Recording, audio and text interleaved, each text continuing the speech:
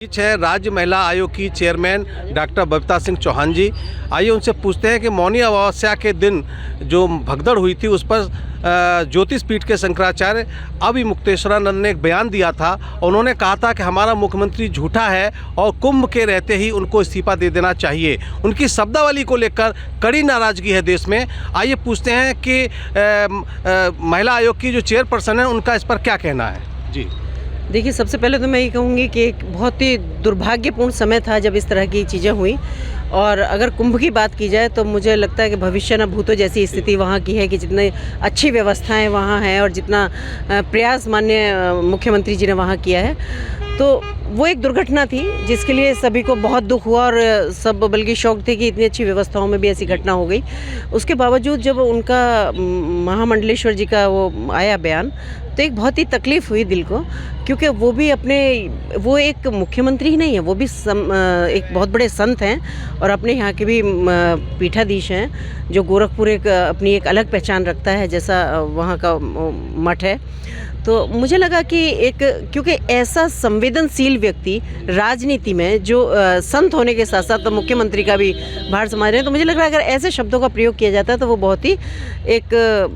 अच्छी तो बात नहीं है, बल्कि मैं तो कहूँगी कि शर्मनाक जैसी बात है। क्योंकि सभी आज मुझे लगता है कि कोई व्यक्ति ऐसा नहीं है जो कुंभ पे कोई प्रश्न चिन्ह खड़ा करेगा, क्योंकि कुंभ जैसी व्यवस्थाएं तो वाकई, क्योंकि मैं भी 2-3 बार वहाँ जा चुकी हूँ,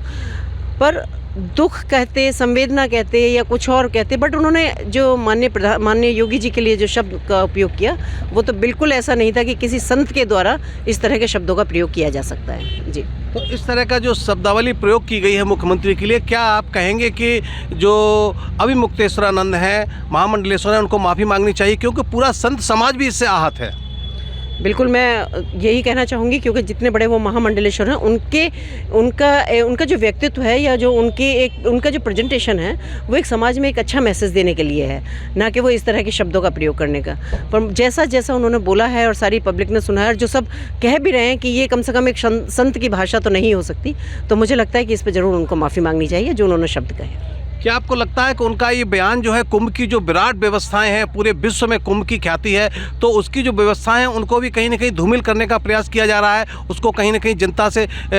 जनता को कमतर करके बताने की कोशिश की जा रही है? देखिए, जब किसी चीज़ के लिए अनएक्सपेक्टेड चीज़ें होती हैं कि जहाँ 40 करोड़ लोगों के पहुँचने की संभावना है, और शायद आप लोग भी गए होंगे, लेकिन मैं बता सकती हूँ कि जो वहाँ की व्यवस्था है वो सिर्फ कल्पनाओं में ही की जा सकती हैं कि वहाँ अगर साफ़ सफाई को देखें, वहाँ पुलिस की व्यवस्था देखें, वहाँ सारी चीज़ें देखें, तो जब ऐसी चीज़ें होती हैं तो निश्चित रूप से कि कहीं ना कहीं कुछ थोड़ा सा मुझे लगता है कि लोगों को लगता है ना कि ये ऐसा कैसे हो गया, या इस राज्य में ही ऐसा क्यों हुआ, कहीं और क्यों नहीं हुआ। तो मुझे लगता है कि ये सोच तो कहीं ना कहीं रहती है कि थोड़ा सा कि कहीं कुछ भी अगर एक नेगेटिव पॉइंट मिलता है तो हम उसको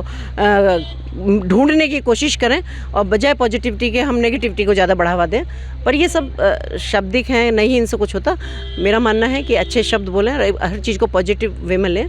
तो शायद सही रहेगा, क्योंकि एक समाज में अच्छा मैसेज देना होता है। जी, तो ये थी महिला आयोग की चेयरपर्सन बबीता सिंह चौहान, जिनका साफ कहना है कि महामंडलेश्वर अभिमुक्तेश्वरानंद ने योगी जी के लिए जो शब्दावली का प्रयोग किया है वो घोर आपत्तिजनक है और उनको माफ़ी मांगनी चाहिए। पूरा संत समाज इससे आहत है और पूरे कुंभ की व्यवस्थाएं भी इससे प्रभावित हो सकती हैं। एटा से एबीपी न्यूज़ के लिए राकेश भदौरिया की रिपोर्ट।